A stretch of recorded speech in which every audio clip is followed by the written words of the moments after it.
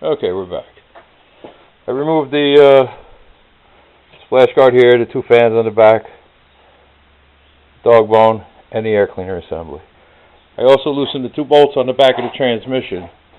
Removed the two bolts from the rear transmission mount. Now, if you watch, you'll see how far down the engine can be lowered. I've already got it jacked up. See? So you only need to raise the engine.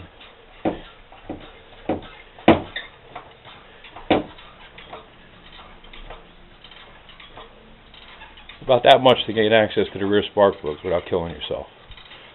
You'll also notice that it moved closer this way. That's why we took the fans out.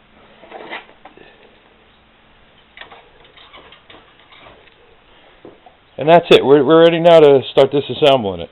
While you've got it apart like this, it's a good time to clean out spots like that you can't normally get to. Insides of the fenders over here. On the other side, once we get this removed. Just in general, it's a good time to clean up. And might as well get started. First we're going to unplug a bunch of wires. Map sensor. Little red plastic tab there.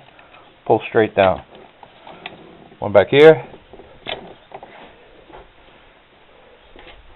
We're going to come around the other side. This one I already took off because it makes putting the hose and taking the hose back off easier. That's the throttle position sensor. Then this block of vacuum lines. The plugs on these are often broken. This car happens to be a virgin. Nobody's ever had their fingers in it before, so everything's intact.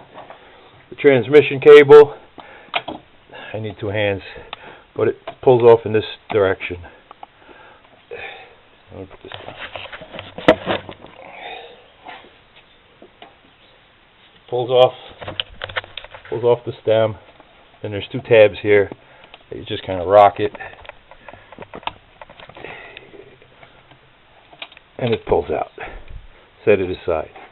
The throttle linkage, on the other hand, has got one of them little Jesus clips on it. So you bring it back up this way, and you insert a screwdriver in here. Sometimes I can do it with my fingers. Most of the time, actually. Do not lose this little bugger. They're a pain in the balls to find.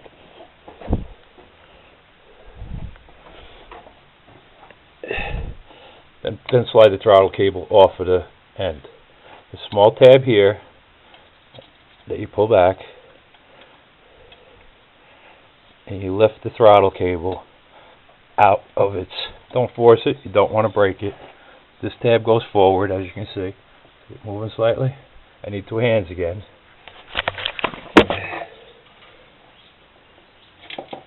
That removes the throttle cable. Tuck the throttle cable back someplace where it won't be in your way.